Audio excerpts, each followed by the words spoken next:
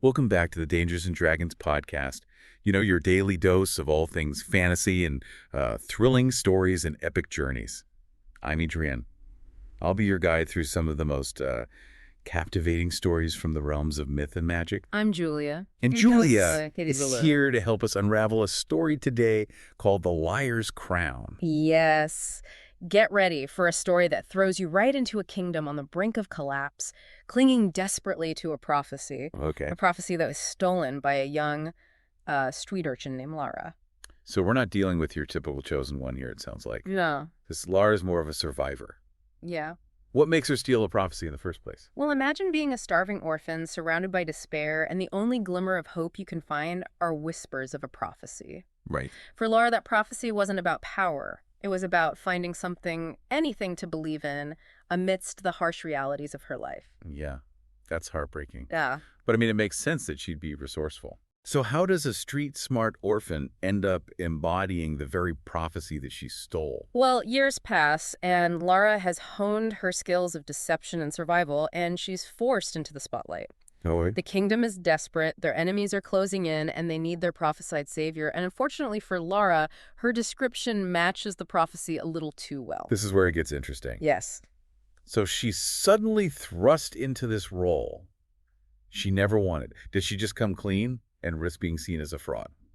Lara is not one to back down from a challenge, especially one with such high stakes. Right. And remember, she's a master of illusion, a weaver of tales.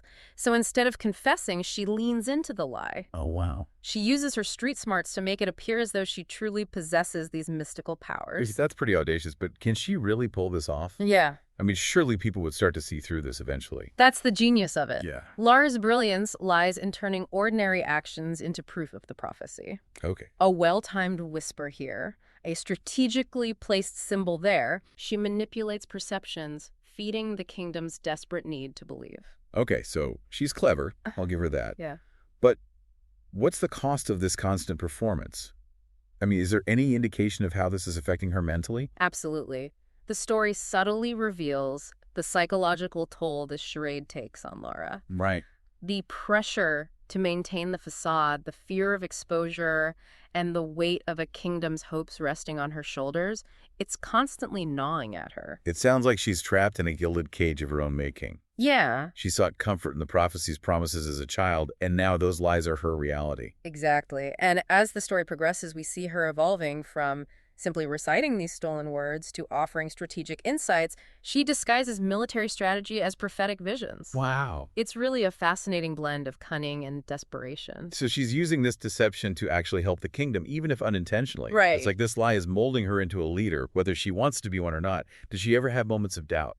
There are glimpses of her internal struggle, especially after her first victory. The kingdom erupts in celebration, attributing their success to Lara's powers. But this victory doesn't bring her joy. Oh. It binds her even tighter to this role she despises. That's such a powerful image. Winning a battle, Yeah. yet feeling more trapped than ever. Right. It feels like a classic hero's journey, but twisted by deception. Yeah. Does this success make her more confident in her role? That's where it gets even more complex. The victory reinforces her position, but a captured enemy general sees right through her facade, and that changes everything. Wait, what happens? Does he expose her? He looks at Lara standing amidst the cheering crowds and says, "You're not the one from the prophecy. The eyes, they're wrong." He knows she's a fraud. This is intense. What does she do? That moment is a turning point in the story. The general's words throw Lara into a spiral of confusion. It turns out she hasn't been fulfilling her own kingdom's prophecy. Wow. But the enemies, What? their oracle, foresaw someone fitting her description, someone they viewed as a threat. Oh, no. And now Lara, the liar, is their chosen one. Talk about a twist. So she's inadvertently become the very weapon her enemies fear. Right. What a predicament. She can't just confess now. That would shatter the kingdom's morale. Exactly. She's caught between a rock and a hard place. Yeah? Exposing the truth could lead to the kingdom's downfall. Right. But continuing the charade means embracing the role of the monster her enemy expects her to be. It makes you think about the nature of truth and belief, Right. The kingdom is placing their faith in a lie, but that lie is also giving them the strength to resist their enemies. Yeah. What's the takeaway here? Is it better to have hope built on a lie than no hope at all?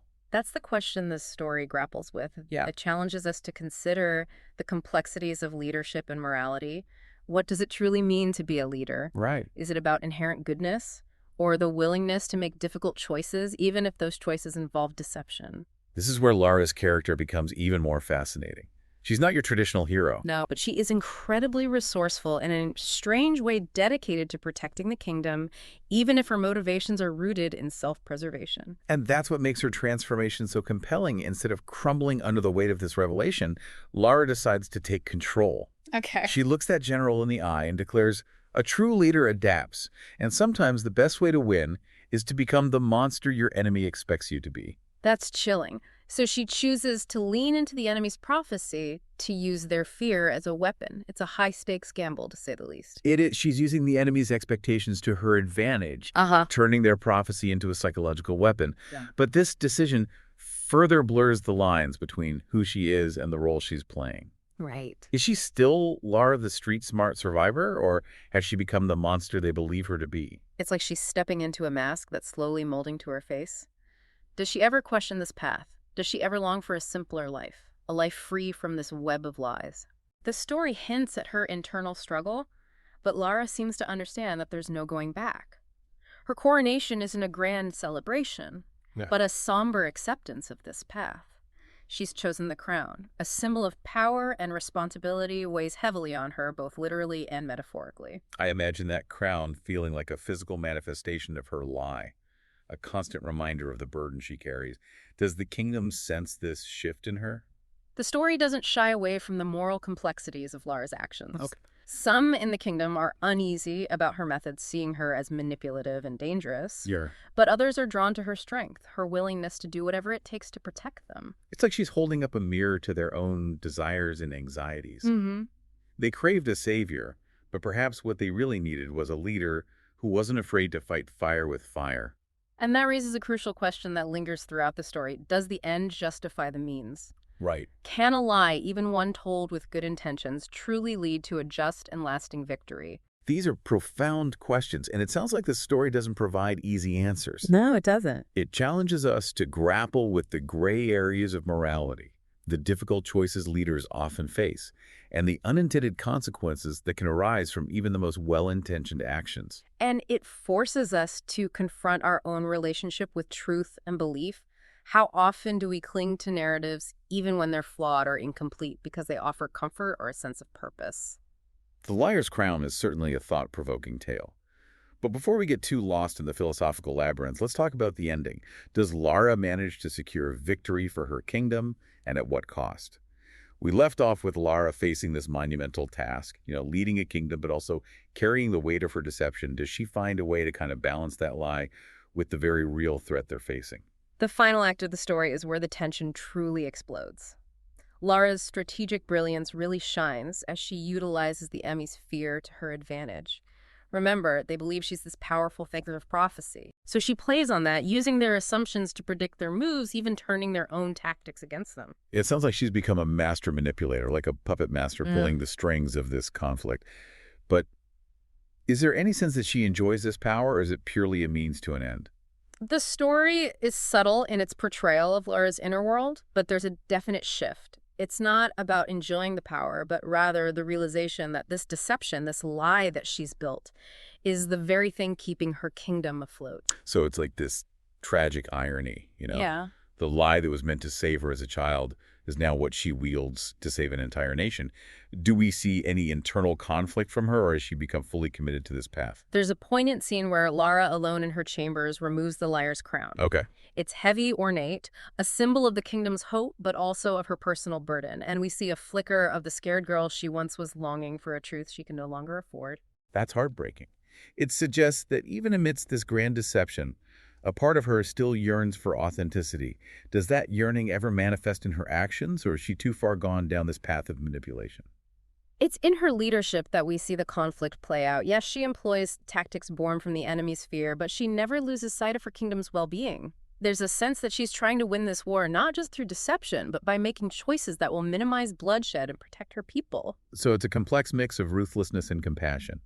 She's willing to play the villain in the enemy's eyes, but she's not willing to sacrifice her own people's lives for some grand victory.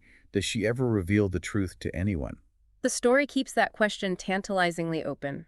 We see her making strategic decisions that only make sense if you understand her true origins, hinting that perhaps she's planting seeds of doubt, preparing for the day the truth might have to come out. That's a fascinating layer to the story. It suggests that even while perpetuating this lie, she's aware of its fragility and perhaps planning for its eventual collapse.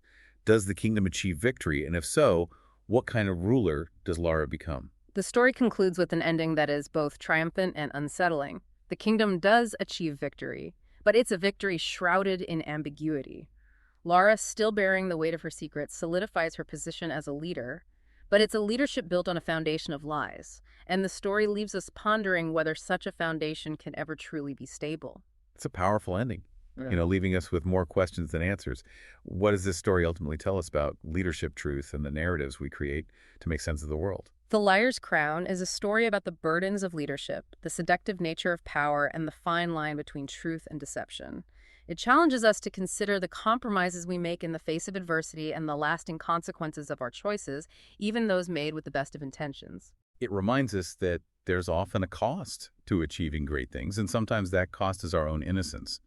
But it also suggests that even in the face of unimaginable challenges, we have the power to shape our destinies, to take control of the narratives that define us, and to find a strength within ourselves that we never knew we possessed. Lara's story is a reminder that heroes, just like real people, are rarely black and white. They're complex, contradictory, and capable of both great acts of courage and profound mistakes.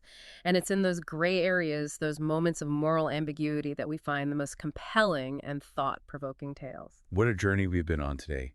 A tale of stolen prophecies, unexpected twist, and a young woman who transforms herself into the hero or perhaps the anti-hero her kingdom needed. It's a story that will stick with me long after the final page is turned. And for our listeners, if you enjoyed this dive into The Liar's Crown, be sure to check out the original story and let us know your thoughts. What resonated with you? What questions did it raise for you about leadership, truth, and the stories we tell ourselves? And that's it for today's episode of the Dangers and Dragons podcast. Don't forget to rate and follow for more episodes of D&D filled with addictive stories and those unexpected twists. Until next time, may your adventures be filled with both wonder and wisdom.